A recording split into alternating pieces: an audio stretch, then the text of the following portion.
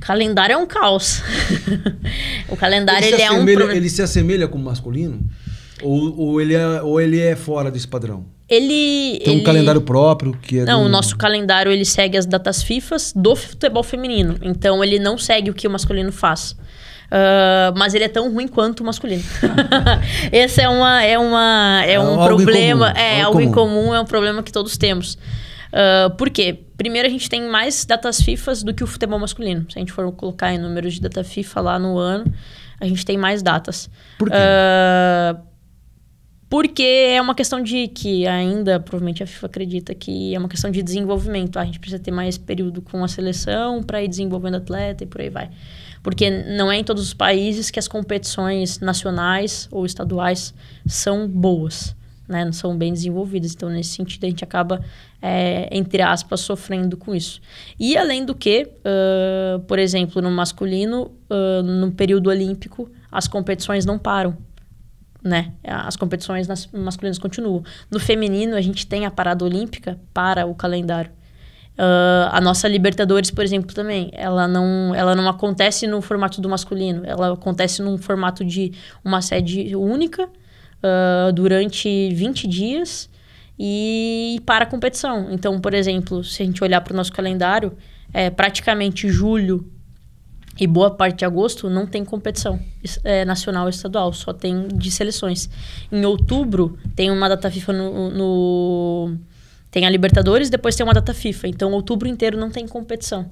E aí, você tem que diluir o Campeonato Brasileiro e o Campeonato Paulista, que a gente está no estado de São Paulo.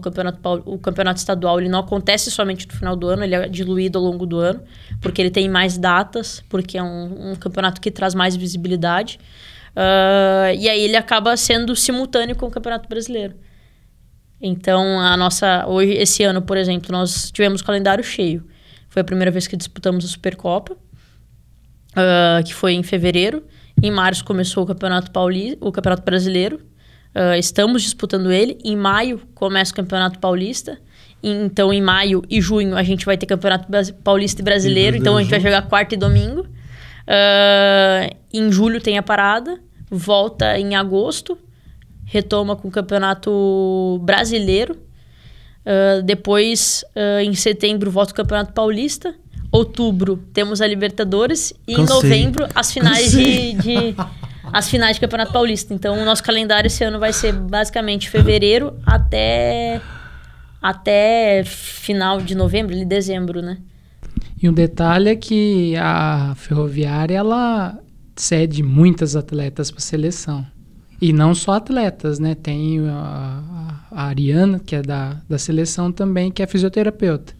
Exato. Então, não é só atleta, o staff todo da Ferroviária participa diretamente da seleção. Exatamente. Hoje, os nossos atletas, né, teve convocação da categoria sub-15, sub-17, sub-20 principal. Na sub-15, salvo engano, a gente teve 6, 7 atletas. Na sub-17, entre as convocações que teve, sempre tinham pelo menos de 4 a 5 atletas. Na sub-20, a gente tem ido com 3, mas nessa última convocação que teve agora, que é pela Sul-Americano, foram 5 atletas. Na principal, nessa convocação que tem para She Believes, não foi nenhuma, porque o Arthur ele quer fazer um teste com algumas atletas. Mas na Gold Cup, que foi a anterior, foram 3 atletas.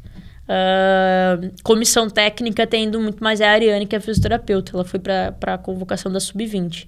Mas, por exemplo, nessa convocação que era para que está tendo agora, a gente acabou conversando com ela e falando que não dava para liberá-la, porque senão a gente fica sem a nossa principal fisioterapeuta, né, e coordenadora do departamento médico no clube por mais de um mês. Porque o sub-20 sul-americano ele não para o campeonato principal, né, para o brasileiro principal. Então, a gente ficaria sem uma profissional no dia a dia, e que é importante, porque a gente está num período de competições que é importantíssimo para a gente, né? A gente vai ter, por exemplo, tivemos as primeiras rodadas do Campeonato Brasileiro, mas agora em abril a gente tem um jogo contra o Fluminense, Corinthians e Palmeiras. Então, é uma baita sequência.